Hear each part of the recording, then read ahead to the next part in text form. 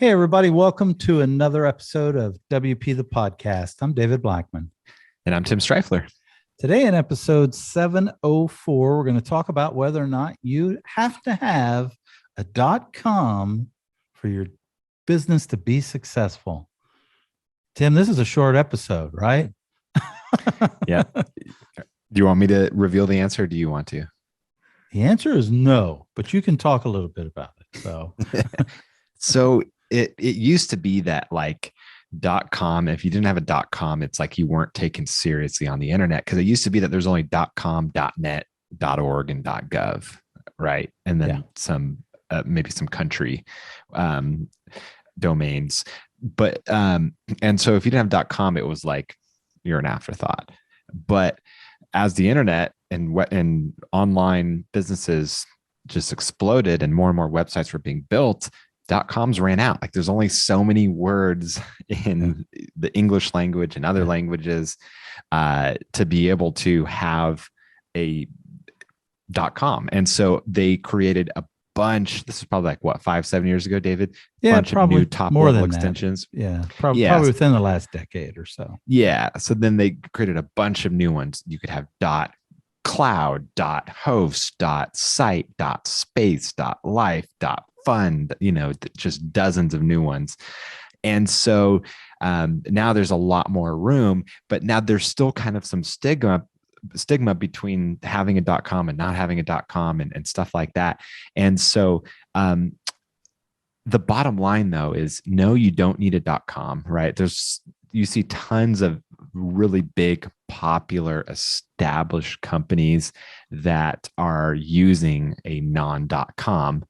And so you don't need a .com. However, what you do need to make sure is that the name isn't being used, like that whatever name you want to use for your business and your domain, that it's not already being used by an established brand, right? So for example, David's company, his name is Aspen Grove Studios, right? There's another Aspen Grove Studios.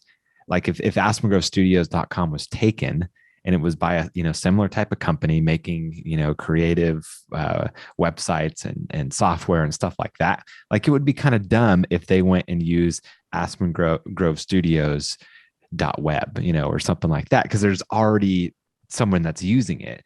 But say the .com was taken, but it wasn't actually being used. Someone was just squatting it.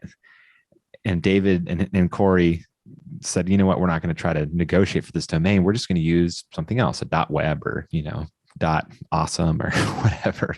And so they still use the name with a different domain because there's not competing with a different brand. That's when I think it's okay to not use a .com. The important thing is that you're not using the same brand name as an existing company. Would you agree, David? Anything I'm missing there? Tim is not going to let me talk this episode, y'all. Sorry. He's going to talk about it the whole time. I had to rant.